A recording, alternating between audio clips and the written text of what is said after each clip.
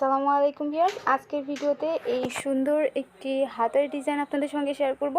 এই হাতাটা আপনারা ব্লাউজ কিংবা আপনাদের কামিজে, কুর্তিতে, যে কোনো মনের মতো ড্রেসে এটা তৈরি করে নিতে পারবেন।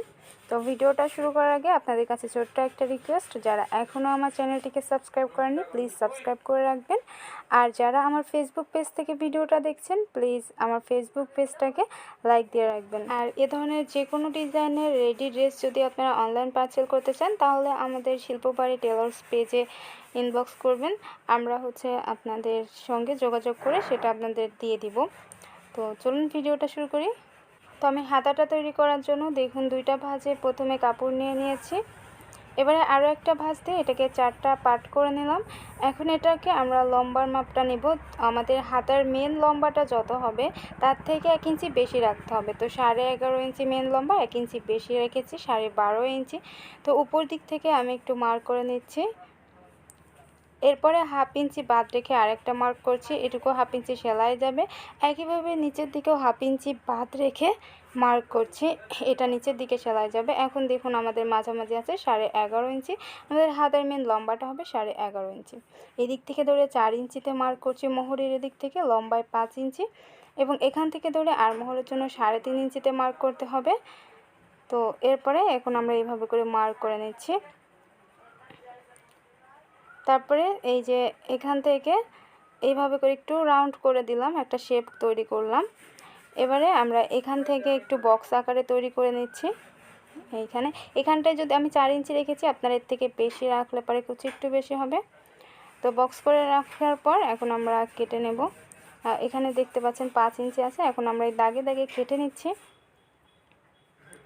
আর আমি এই হাতাটার চওড়া রেখেছি কিন্তু 12 ইঞ্চি।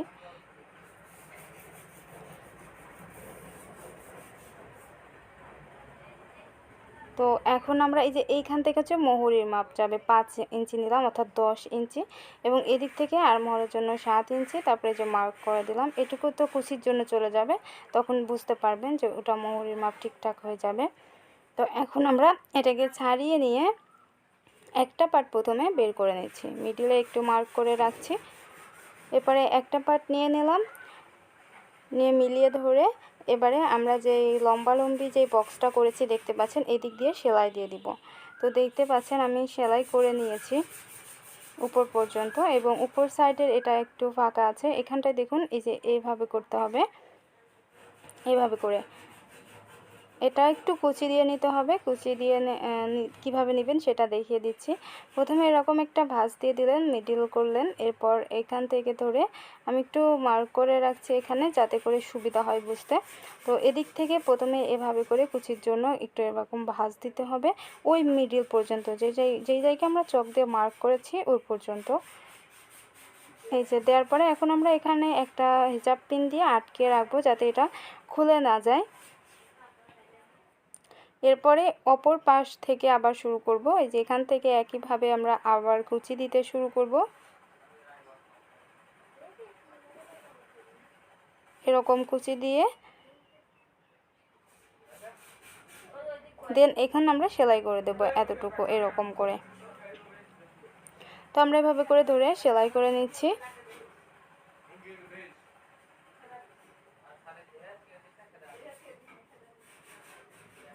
কুচিটা সরে না যায় সেদিকে খেয়াল রেখে এভাবে করে ধরে সেলাই দিয়ে দিতে হবে। তো সেলাই দিয়ে নিয়েছি দেখতে পাচ্ছেন। নেওয়ার পরে এখন দেখুন এই যে মাথার এইদিকে, অর্থাৎ এই যে এখানে সেলাই তো দিয়ে নিয়েছি, এবার এই কাঁধের এইদিকে এই যে এই সাইডটা এভাবে করে কুচিগুলো ভাঁজ করে করে ঠিক করে নিতে হবে। কুচিগুলো এরকম মিলিয়ে এদিক থেকেও মিলিয়ে এভাবে করে সেলাই দিয়ে দিতে হবে।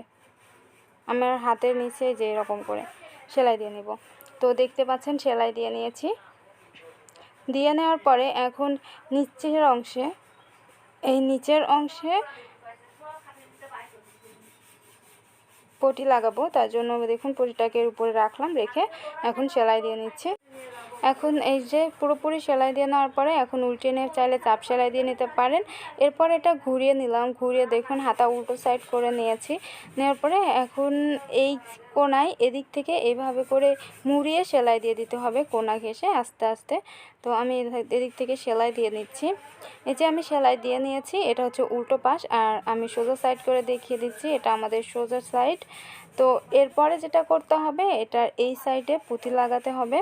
তো আমি এ ধরনের পুঁতি নিয়ে নিয়েছি, আপনারা ইচ্ছা মতো পুঁতি নিয়ে নিতে পারেন। নেওয়ার পর এখন সুচে সুতা ভরে নিয়েছি। এবার এখান থেকে ধরে আমি এই কোণার থেকে শুরু করব পুঁতি লাগানো। তো এই যে এইভাবে করে প্রথমে নিচ থেকে তুললাম, তোলার পরে এখন একটা পুঁতি নিয়ে নিয়েছি, নিয়ে এই সূচের ভিতরে দেওয়ার পরে আবারও ভিতর দিকে এভাবে করে দিয়ে দিব।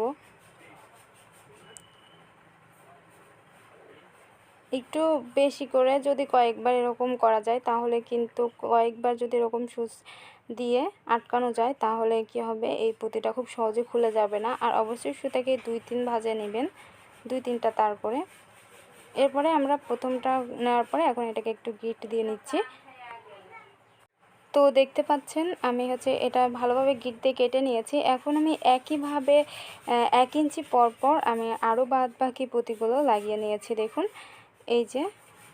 তো আপনারা ইচ্ছা মতো পুঁতি লাগিয়ে নেবেন। আর এটা আমি হচ্ছে শর্ট হাতা তৈরি করেছি, হাতার কেন পর্যন্ত পড়বে। তো আপনারা চাইলে কিন্তু ঠিক একই রকম আপনারা ফুল হাতা তৈরি করতে পারেন, এতে দেখতে অনেক সুন্দর লাগবে। তো আজকে এ পর্যন্ত, সবাই ভালো থাকবেন, সুস্থ থাকবেন।